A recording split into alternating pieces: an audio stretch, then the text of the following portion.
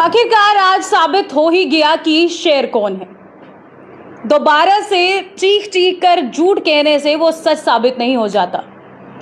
मुबारकबाद लिखिएगा मंगोटिया साहब को आप तमाम जनता, नहीं मंगोटिया नहीं, बिट्टू दर्जी को आप तमाम जनता जो है मुबारकबाद लिखिएगा, क्योंकि एक ऐसे दर्जी हैं ये जिन्होंने एक बार नहीं साल में दूसरी बार कपड़े फाड़े हैं। सर कैसे दर्जी हैं आप? दर्जी कपड़े सीते हैं, आप फाड़ने पे तुले हुए हैं।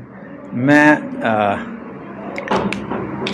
Thank you. पहले तो धन्यवाद करेंगे कि आप स्पेशली जम्मू से आए, और पिछले दिनों मैंने देखा कि जिस तरीके से आपके साथ और लगातार हर व्यक्ति के साथ और पत्रकारों के, और आप मुझे लगता है उनकी बेटी की एज के हो, और जिस तरीके से मिसबिहेव देखने को मिला, और फिर वो जिस तरीके से प्रेशर बिल्ड करने की कोशिश की, उठाओ पर्चा लगाओ, जिस तरीके जो भाषा का उपयोग किया, उससे मुझे लगता है पूरे जम्मू के लोगों को लगा कि किस संस्कारों से आए हुए लोग हैं कुछ पॉलिटिक्स के अंदर। तो आज ये तो बड़ा छोटा मामला था, चनैनी की जो काउंटिंग थी, ये मामला पूरे नेशनल लेवल का मामला है, ये देश का नहीं है। ये एक देश के अंदर कुछ ताकतें हैं जो विदेशी ताकतों के साथ मिलके एक ऐसा माहौल देश के अंदर बनाना चाहते हैं कि यहाँ पे लोकतंत्र नहीं है, और दुनिया मानती है, पूरे दुनिया का हर मुल्क मानता है कि सबसे बड़ा लोकतांत्रिक और मजबूत लोकतांत्रिक अगर कोई देश है तो वो भारत है।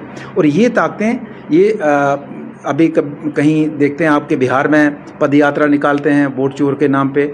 आज उन सभी ताकतों को इस इलेक्शन के माध्यम से एक ज़ोरदार तमाचा है कि यहाँ पे जो उन्होंने कहा, जिस मशीन को जो उन्होंने कहा था, उसके बगैर भी जो मशीन उन्होंने कहा वो लाओ, वो भी लाई, दूसरी लाई, तीसरी लाई, काउंटिंग की, मार ड्रिल में उन्होंने 300-400 वोट डाले, फिर उन्होंने काउंटिंग की।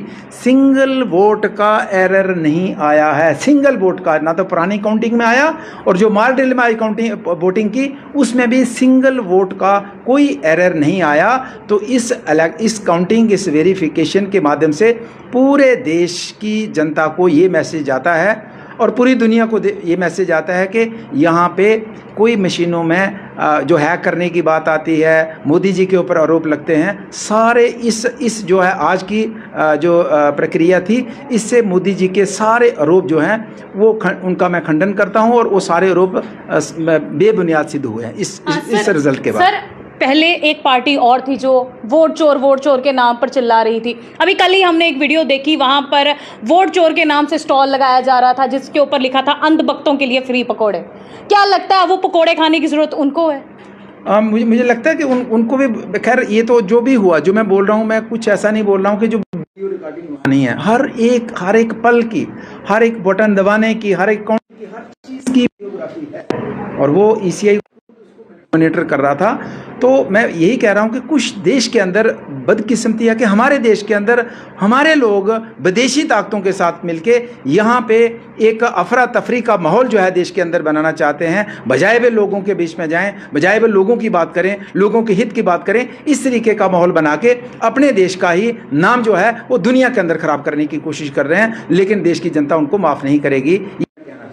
हाँ सर, मेरा देखिए आखिरी सवाल रहेगा, जब भी हम सच्चाई की बात करते हैं, जब भी हम किसी सच्चे इंसान की बात करते हैं, एक पत्रकार पर, इन्फ्लुएंसर पर, कोई भी व्यक्ति हो, उस पर टैग लगा दिया जाता है।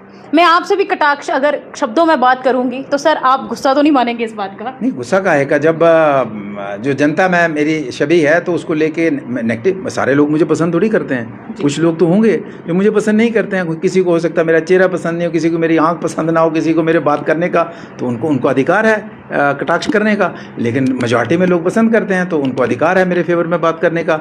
और पत्रकार तो किसी का नहीं होता है, पत्रकारिता करता है, वो लोगों की बात करता है, और लोग मेरे लिए क्या सोचते हैं, पूरा अधिकार है, मेरे लिए नेगेटिव सोचते हैं, और मुझे जस्टिफाई करना है कि नेगेटिव सोचते हैं, पॉजिटिव जस्टिफाई करते हो, वो तो पत्रकार के ऊपर आप क्वेश्चन मार्क लगाएंगे, आप फलानी पॉलिटिकल पार्टी से हैं, तो मुझे लगता है वो भी एक लोकतंत्र का, जो जिसको चौथा स्तंभ कहते हैं, वो भी लोकतंत्र के साथ मजाक होगा।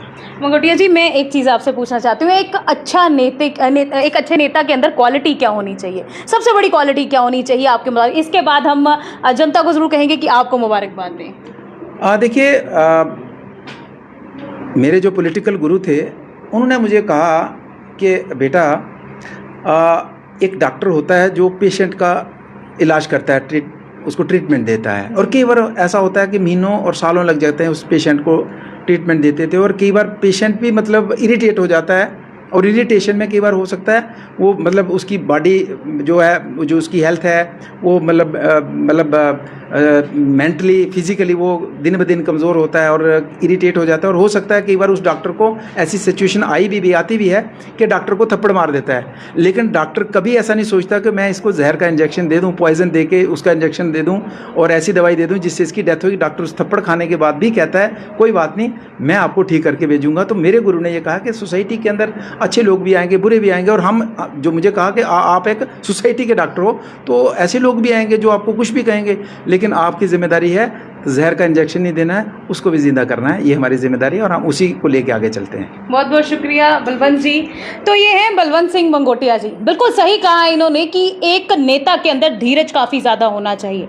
आपको अगर आपके खिलाफ भी प्रश्न पूछे जाएं तो आपके अंदर पेशेंस होनी चाहिए, और ये एक अच्छे नेता का हम कह सकते हैं एग्जाम्पल है, और एक अच्छे नेता का कर्तव्य है कि आपके सामने कोई भी हो, चाहे वो आपको सपोर्ट करता हो चाहे नहीं करता हो, आपको अपना धैर्य बनाए रखना है। एक बार नहीं 2 बार मुंह की खाने के बाद अब क्या हाल होगा ऑपोजिशन का, वो ऑपोजिशन ही जाने। पर मैं दूसरी चीज़ एक ज़रूर कहूँगी कि ये ऐसे दर्जी हैं जो 2 बार अब कपड़े फाड़ चुके हैं। सर बस कीजिएगा, अब और कपड़े मत फाड़िएगा क्योंकि जनाब उन्होंने कहीं जाना भी होगा। हाँ देखिए, जब बचपन में आप तालाब में छलांग लगा के नहाते हो तो लोग उस हालात में आपको पसंद करते हैं, लेकिन वही आप 50 की उम्र में करें तो लोग पसंद नहीं करते हैं। तो सिचुएशन के आधार पे आपको अपने को डालना पड़ता है। आप मतलब 70 साल के हो गए हो, हर बंदे का कोई ना कोई नाम डाला है, जो पत्रकार है उनका नाम डाला है, कोई अधिकारी उसका नाम डाला है, पठानिया जी का अलग से नाम डाला है, क्या शोभा देता है। फिर कहते हैं जी मैं हार्वर्ड यूनिवर्सिटी से पढ़ के आया, तो मैं अपने पेरेंट्स का, और फिर कहते हैं मैं इंग्लिश मैं बड़ा परफेक्ट इंग्लिश जो है बोलता हूँ, मैं बड़ा इंटेलिजेंट हूँ। तो मैं अपने माँ बाप का शुक्रिया करता हूँ कि शुक्र है उन्होंने मुझे इंग्लिश स्कूल में नहीं डाला, नहीं तो मेरे भी संस्कार ऐसे हो जाते। तो मैं तो धन्यवाद करना चाहता हूँ। ऐसे मैं कहना चाहूँगा कि बड़ा अनफॉर्चुनेट है। और एक मतलब मैं आपको बताऊँ कि 101% झूठ, हर चीज़ पे झूठ, मतलब कभी सच्ची बात तो करनी नहीं है सच्ची बात। तो आप जनता ने देख लिया, अब वो कहते जी मुझे इतना वोट 35-34। मैं उनको कहना चाहूँगा, कल मुझे कह रहे थे एक मीडिया में कि आजा बेटा सामने आजा, अकेले अपने दम पे, किसी के बसाखी के सहारे चलता है। ओ भैया मैं तो बीजेपी का अकेला हूँ, बीजेपी का अकेला कैंडिडेट था। आप तो नेशनल कॉन्फ्रेंस के कैंडिडेट थे, आपको कांग्रेस के कैंडिडेट थे, 28-30 हज़ार वोट तो उनको मिला, आपको तो 2-4-5 हज़ार वोट ही मिला है। तो आप बसाखियों के सारे आप हैं या मैं हैं? तो मतलब कोई भी कुछ भी चीज़ बोल देना, और जिससे उनको लोगों ने टोटली रिजेक्ट कर दिया। और मुझे नहीं लगता है कि बार बार उनका नाम यहाँ जिक्र करना ज़रूरी है। टोटल आउटराइटली लोगों ने रिजेक्ट कर दिया है, पॉलिटिकल सिस्टम से आउट कर दिया है उनको। बहुत बहुत शुक्रिया, बहुत अच्छा लगा सर आपसे मिलके, और आपको बहुत बहुत मुबारकबाद, और पहली बार नहीं दूसरी बार। तो तमाम जनता ज़रूर मुबारकबाद दीजिएगा बलवंत सिंह मंगोटिया जी को। और मैं एक चीज़ ज़रूर कहना चाहूँगी, ये जितने भी कमेंट सेक्शन पर आने वाले तमाम लोग हैं और इस वीडियो के बाद लाइव करने वाले लोग हैं, जनाब आप आज मुँह की खा चुके हैं, आपके कपड़े फट चुके हैं, तो कृपा करके उन कपड़ों को 1-1.5 महीना सिलिए, क्योंकि नगरोटा के इलेक्शंस भी पास में हैं, और अभी कपड़े सिलना शुरू करेंगे तो शायद तब तक आप पहनने के लायक हो जाएंगे। इस वीडियो को तमाम जनता जितना हो सके शेयर कीजिए। और आखिर में इतनी ही बात कहूंगी, आज चेला गुरु बन चुका है, तो कृपा करके गुरु जी अब आपके घर बैठने का समय आ गया है। देखते रहे जम्मू न्यूज़ मिशन। मुझे दीजिए इजाजत। जय हिंद, जय भारत।